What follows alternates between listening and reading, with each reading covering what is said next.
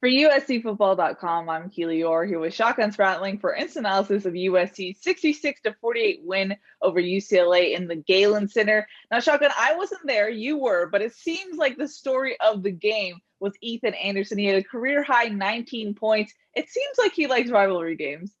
Yeah, definitely. He's played his best in rivalry games, and I asked him about it afterwards. This goes back to high school. At Fairfax High School, he put up some big numbers in their rivalry games as well. Last year against UCLA, kind of his breakout performance, had 14 points in that game, the first game at Pauley Pavilion, and it was his career high until tonight.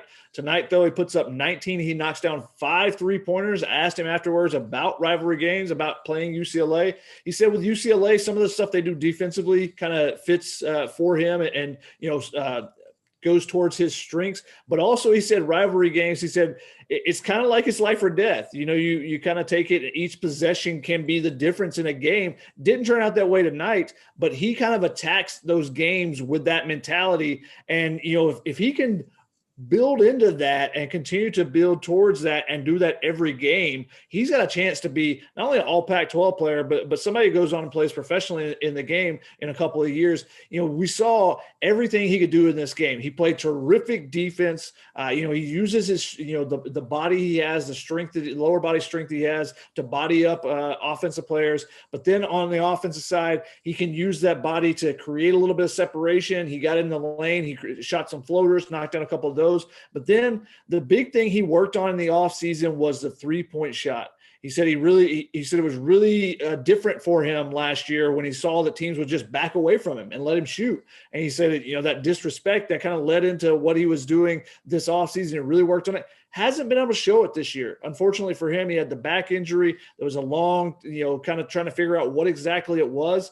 Finally, he's able to heal up and get back out there, and he's still kind of shaking off the rust and everything. He said there was still some pain in the first couple of games he played, but tonight, best game he's had all season, best game he's had of his USC career. Knocked down 5 three-pointers. He had a couple of them were wide open, but he also knocked down a contested one at the end of a shot clock. He did it in a bunch of different ways. And when he's on the court, one of the things that really caught my eye, when he's on the court and starts going a little bit, it brings up the entire confidence level of the rest of the team. You see this, everyone starts playing with a little bit more enthusiasm, a little bit more confidence. You see it from, just the way the guys are attacking rebounds, the way they're dribbling the ball. So Ethan Anderson is such a valuable piece to this team, the captain of this team. Really good sign for USC that he had a big game, and he had a big game against UCLA once again because, like I said, he loves those rivalry games. He does indeed. Now, UCLA was missing its top 2 forwards coming into this game, but yet the team was able to limit Evan Mobley to 9 points. Did that surprise you at all?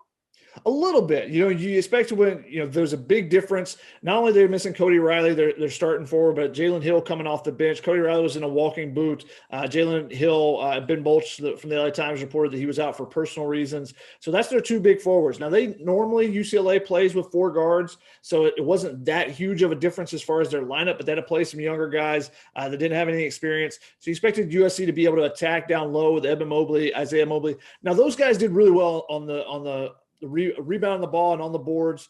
Evan Mobley had 9 rebounds. Isaiah Mobley had 11. Chavez Goodwin came off the bench and had 7. But USC couldn't really attack down low because UCLA threw something different at them. They brought out a 2-3 zone. Now, I don't know, and I'm kind of curious of what maybe the USC coaches think about whether this was a plan for a while. Like, when we face USC, we're going to, they got Evan Mobley. We're going to play a 2-3 zone to kind of pack it in. Or it was a game time thing where you said, okay, we don't have our 2 forwards. What's the best way we can do this? Yeah, I'd be interested to know Mick Cronin if he answered that in his post-game conference. I didn't see it. But what they did is they really shrunk everything down. So everybody, as soon as Evan Mobley touched the ball, there were 2 or 3 guys around him in their zone defense for a lot of the game. Eventually USC, kind of shot them out of it. And that was the big thing. They were going to pack everything in and force USC to make some shots. And USC struggled with that early. They went 2 for 12 initially on 3-pointers, but then after that, they went on a stretch, and including they hit a couple right before half, which kind of opened things up a little bit, gave them a 10-point lead. And then Ethan Anderson in the second half, he hit 3 threes in the second half, 5 of them total. They hit 7 of 11 during one stretch, and that just changed the entire game. It went from a 1 or 2 possession game to suddenly USC was up by 19 points. So that was the big difference. So they really concentrated on shutting down Evan Evan Mobley, which every team's kind of trying to do something different. But they said, hey, we'll leave these guys wide open and force them to make some. And it took a little bit of time, but eventually USC did hit some threes, and that changed the game for them. Andy Enfield joked that they hadn't really played zone offense in 3 weeks. Do you think that's what contributed to the fact that they had to kind of warm up and the inconsistency in the beginning? I mean, a little bit, and USC's zone offense, they just had to run the plays and get kind of going, and you saw them slowly get. They started off and they were down 6-2, but then I think they scored 10 straight points after that. So it took them a little bit of time just to find the soft spots in the zone where they wanted to try to get their shots. But after that first couple of minutes, they were getting the shots they wanted. They just weren't hitting them from outside. So I think that was a big difference for them. Once they started hitting those, that's when the game changed. UCLA has not played zone all season. And that was the thing that Andy Enfield said. He said, that's why we weren't really, we hadn't really worked on this a lot. So that's why I'm kind of curious of whether that was a unique game plan to try to win a rivalry game or, a out of need type of game plan that they were just like, all right, we ain't got anybody. We're going to have to play some young guys down low. Let's just pack it in and see if we can, force USC to make some shots. Now, we previewed this game, Shotgun, and one of the matchups you circled was UCLA's offense versus USC's defense. USC was able to limit UCLA to just 48 points. How do you think they did that? A part of it is Cody Riley being out. He's one of their better scorers down low and getting offensive rebounds and stuff. That definitely has a little bit of piece to it. But USC did a great job with their defense, moving their feet, forcing guys to shoot over them. They didn't give up a bunch of easy looks. Johnny Juzang scored 13 points to lead them. He was their only scorer in double figures, but it took him 21 field goal attempts to get to that 13 points. So he really shut down Tiger Campbell. He wasn't able to create a lot for his teammates. He went 3 for 10 from the field. Jules Bernard was 1 for 6 from the field. USC did a really good job of closing out their shooters, forcing them to take contested shots. And if they wanted to drive into the lane, if they pump faked and want to drive in the lane, Evan Mobley was always there. He had 4 blocks in this game, but he changes the dynamic of any defense because Tiger Campbell gets switched on him. They did a couple of different times. They tried to get a switch where they get their point guard against Evan Mobley. And hey, we figure our point guard can, create some space and beat a big guy. No, that wasn't happening. So Evan Mobley did a great job of defending some of those smaller guys when they came in the lane and when he got switches on them. But also USC, they really stayed on their feet really well. Isaiah Mobley and Evan Mobley, there were a lot of shot fakes in the lane. UCLA was trying to draw some fouls, and they ended up shooting 8 free throws in this game. Part of that, again, let's go back to Cody Riley. Let's not say that wasn't a factor, not having their big forward down low. But, USC did a really good job on the defensive end of closing down the shooters and staying on their feet in the lane. Now, we knew this game had more than just bragging rights on the line. With the win, USC is now tied for first in the Pac-12. Shotgun, what did this game mean for the Trojans in the grand scheme of things? Well, this is big. Not only do they move to a tie, they actually take over first place because now they have the tiebreaker on UCLA. Obviously, the two teams will match up in the regular season finale at Pauley Pavilion. But this is really big for USC because what a loss would have meant. A loss means you fall 2 games behind UCLA. UCLA is now got a big advantage going down the stretch against the rest of the Pac-12. The rest of the Pac-12 teams that are in contention are probably thanking USC tonight after the USC wins because it allows everyone to creep a little bit closer there. Colorado now is 1.5 games back of both the teams, but that's the closest team to USC and UCLA. Oregon and Stanford are both 2.5 games back. Now, Oregon has some games to make up, so they can move up a little bit quicker than some of the other teams. But USC and UCLA are out in front of the pack coming down the backstretch of the Pac-12 schedule. Now, there's 9 games left. USC has 8 of them scheduled. One of the Oregon games still has not been rescheduled there.